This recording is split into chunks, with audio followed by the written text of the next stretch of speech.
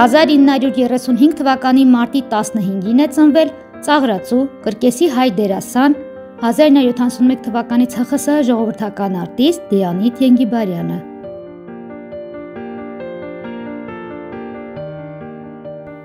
Ենգիբարյանների ընտանիքը ապրում էր Մոսկվայի Մարինա Ռոշչայում, մեկ հարկանի փայտե տանը։ Հայրը մետրոպոլ ռեստորանի շեֆ խոհարարն էր։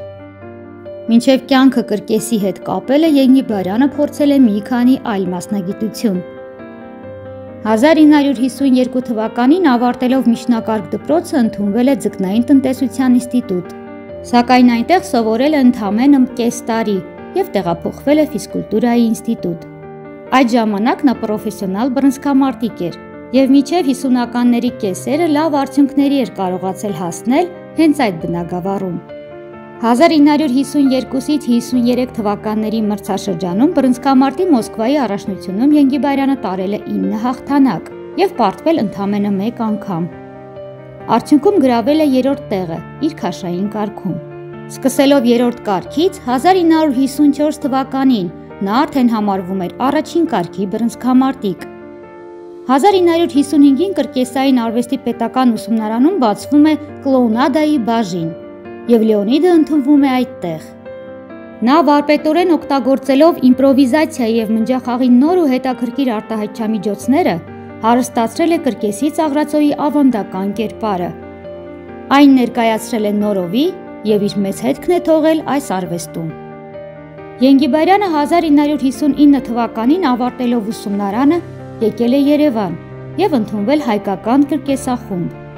1956-ից Լեոնիդը նկարահանվել է կինոյում, 58-ին հայտնվել է «Կոմունիստ» ֆիլմի փոքրիկ մի դրվագում, խաղալով կինոնկարի գլխավոր հերոսին սպանող հանցագործներից մեկի կերպարը։ Իսկ արդեն 1962-ին արտիստին առաջարկեցին կինոյում խաղալ ինքն իրեն։ Հենրիկ Մալյանը և Իսահակյանը մտահղացել էին ֆիլմ նկարել կրկեսի ծաղրածուի մասին և այն անվանել էին «Ճանապարհ դեպի կրկես»։ 1964 թվականին Պրահայում տեղի ունեցած ծաղրածուների միջազգային մրցույթում Ենգիբարյանն արժանանում է առաջին մրցանակի։ Կրկեսից բացի նա հանդես է գալիս էստրադայում, մնջախաղի երեկոներով, բացի այդ գրել է փայլուն արձակ ստեղծագործություններ։ Կինոյում նկարահանվել է այնպիսի վարպետների մոտ, ինչպիսիք են Սերգեյ Փարաջանովը։ Նա նկարահանվել է նաև ծաղրածուի ստեղծագործության մասին պատմող երկու ֆիլմում։ Ծանոթացեք Լեոնիդ Ենգիբարյան և Երկու Լեոնիդ 2։ Ենգիբարյանը 1971-ին գրել է առաջին ռաունդ, իսկ 1984-ին վերջին ռաունդ գրքերը։ Երկուսն էլ ռուսերեն լեզվով են։ Ենգիբարյանը ստեղծել է մնջախաղի էստրադային թատրոնը, սկզբնավորելով ինքնատիպ նոր ենգիբարյանական ուղղությունը։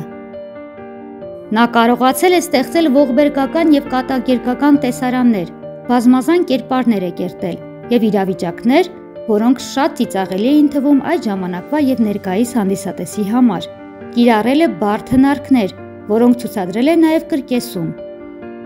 Ենգիբարյանը մահացել է Մոսկվայի իր բնակարանում։ 1972-ին Երևանում ստեղծվել է Ենգիբարյանի անվան մանկական կրկես ստուդիան։ Կրկեսի շենքի դիմաց 1995 թվականից տեղադրված է Լեոնիդ Ենգիբարյանի հուշարձանը։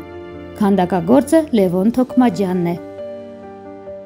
Արմինե Բրսոյան, Բարև Երկիր։